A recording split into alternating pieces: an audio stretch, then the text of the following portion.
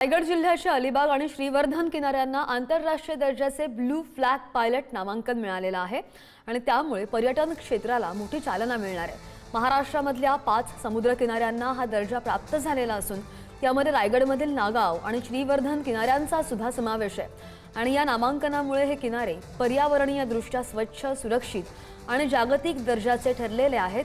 Blue flag pilot दर्जा हा पर्यावरणीय गुणवत्ता आणि सुरक्षेचं प्रतीक मानला जातो आणि या मानांकनामुळे सागरी पर्यटन विकासाचा एक महत्त्वाचा टप्पा त्याने गाठलेला आहे। या सर्वाचा आढावा आमचे प्रतिनिधी सागर जैन यांनी घेतला आहे। आम्ही लोणावळ्यातून आलो आहे सगळे। तर इथं आल्यानंतर आम्हाला समजलं की ब्लू फ्लॅगचा दर्जा मिळाला आहे इथं। तर खरंच हा बीच त्या याचा आहे की खरंच खूप छान आहे। आम्ही येथे जैन सोशल ग्रुपमध्ये आला आहोत। आम्ही 200 माणूस आहात।